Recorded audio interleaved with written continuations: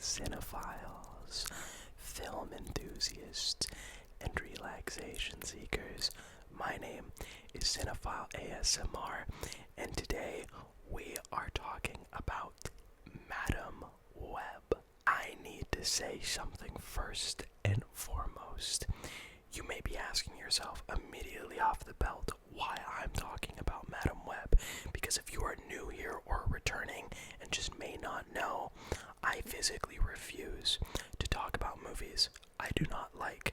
I think it's a waste of time setting up a camera, recording, lighting, editing, exporting a video about a piece of art I do not like. It's not constructive, it's not positive. For example, last week, I was supposed to watch Argyle and make a review for it. I did one of those things. I did not like that movie, so I didn't make a video. Now you gotta ask yourself then, did I like Madam Web? Because by the looks of that, I must. No, I didn't think it was a good movie, but I loved the experience of watching it. And of course, I'm getting a little ahead of myself. Let's talk about Madam Web, though. Madam Web centers on a woman who, through an accident, a series of events, realizes that she has the ability to experience premonitions of things that are about to happen right before they do. And in doing so, she finds 3 young girls that are all connected in this twisted web of someone who is pursuing them in order to kill them. A lot of very vague things, because the trailer very much does describe what the movie is about. But I think there is a lot that is uncovered throughout this movie, throughout this very unique script, and I think that's the thing that I want to talk about, of course, is the positives. And first and foremost, I think the best thing that Madam Web has going for it is also the worst thing, which is its idea, its concept, to have that sort of Final Destination style put into the lens of a big budget superhero film sounds low-key amazing, and that idea starts off not too badly, but it's the ways that it opens itself up and it kind of sets up these ideas that then this movie starts to take a nosedive. And if I'm being honest, nosedives are typically in a negative connotation, but this is the kind of movie that you realize Sony that is doing their own stuff like Morbius, and you know what? People have been saying that this is a lot worse than Morbius. I do not know what they're smoking, because that movie is in the gutter. This movie is soaring in the sky in comparison. I had a lot more fun with this movie. It could be like a film that I could best articulate if you don't see it in theaters, which you have to with as many of your friends as possible. Make a drinking game out of it, making a candy game out of it. My friends and I, we had like warheads, and we took a warhead every time a moment of cringe happened, a moment of complete idiocy, of plot holes, of just an inconsistent, incoherent mess happened. We looked at each other, we took a warhead. It was a blast, and this movie really is best appreciated when you don't look at it as like a superhero film, like the ones that have come before it, like the MCU has made, and I have to respect Sony for that. I'm not going to say that their intention from the beginning of making a Madam Web film was to make it stand on its own. This definitely feels like it was Frankenstein because of the poor performance of Morbius, and seeing that the movie wasn't very good, so they decided to kind of detach it from the MCU, but that did kind of feel a bit genuine. It did feel new and refreshing to have a film with no post-credit scene, no setup of other universes, of other characters, just this core central group. And now I'm not going to say that their performances were great. It does feel like a lot of it is either misdirected or just purely misguided. There is moments where these actors, I feel like, don't even know what they're saying, but it really does add to the charm of this. And I'm not gonna lie, there is some sequences in this movie on the action department where I do think that the editing can be a little nauseating, but there is so many 360 spiraling shots, and it does kind of keep you on your toes. It isn't the kind of movie that is made just from a studio manufactured, very just inorganic lens. There is some moments of authenticity, of things that I really did enjoy, and a lot of people, because this movie takes place in, I believe, 2003, are relating this to the early 2000s superhero films like Elektra, Daredevil, Catwoman, and I can agree. This movie has that sauce, that ambition, but also a pure lack of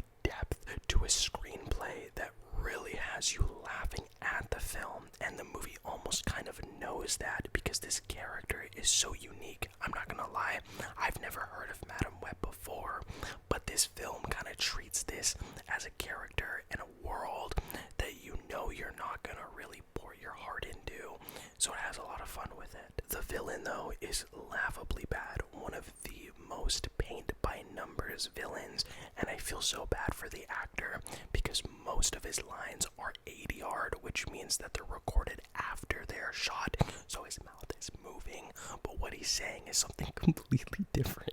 And again, this really does come down to as much mileage as you're willing to give this movie. I am making a video on this because it lended itself to one of the best theatrical experiences I've had in a very long time. And as you can see, a movie like Five Nights at Freddy's, which I clearly own on 4K, it's not the best made film. There is problems, there is plot holes, but god damn it, do I have a blast with this movie.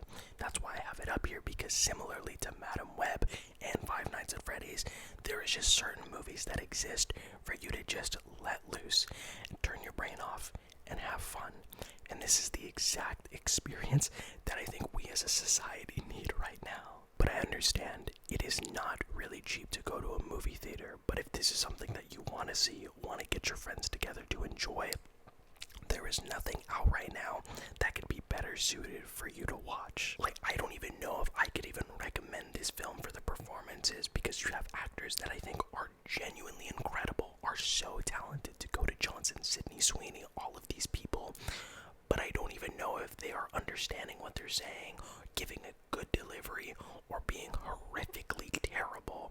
And I think that's kind of the fun of this movie, is you can look at it one way, be very narrow-minded and realize this is a terrible film, or look at it in the other lens of making the most of it, realizing that like the Sony MCU, the Sony superhero landscape is going to crash and burn. Like, I know there's like a Kraven the Hunter film that's supposed to come out. It was supposed to come out last year, and there's just like radio silence on their end. I don't even know, honest to God, after Madame Web, if that movie's gonna see the light of day. I don't know.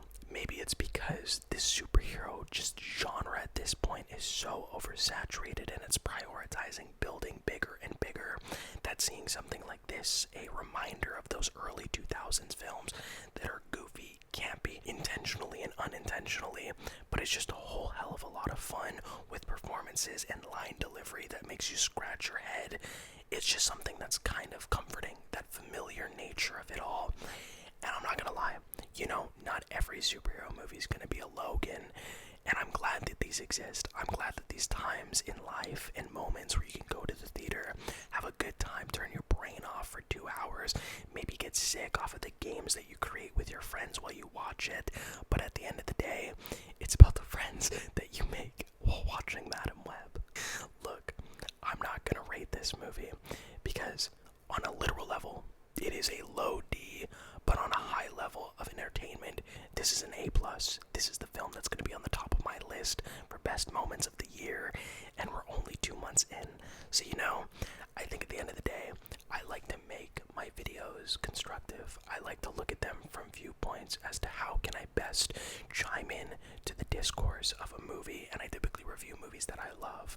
This is this rare instance where I don't love the movie, but I love kind of what it symbolizes and the moment around it, because a lot of people are bashing this movie a lot more than Morbius, and I'm shocked. I'm genuinely shocked. People are saying it's the worst superhero movie they've ever seen. I don't think so. Catwoman exists, Fantastic Four exists, the one with Miles Teller. There's a lot more superhero movies I could think off the top of my head which would take that spot over Madame Web. This movie's a blast. Get as many of your friends together to see this, and most definitely check it out. Again though, did you see Madame Web? Are you gonna wait for it to come on physical? This movie is insane. It's ludicrous.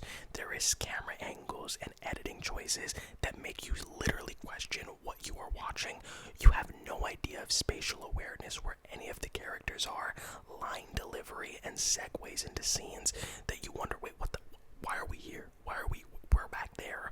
This movie's crazy. This movie's insane, but I think it is a crash and burn sort of moment that you have to watch in a sense where you have to strike while the iron's hot. This is the movie that I would buy at like $5 at Walmart and watch with my friends with like a drinking game going on. Let me know what you thought about Madam Web though. And as always, expect more movie reviews coming very soon. Hopefully of movies that I love a bit more than Madam Web for the right reasons. But of course, above all, like, comment, subscribe if you haven't. But most importantly, remember to take life one frame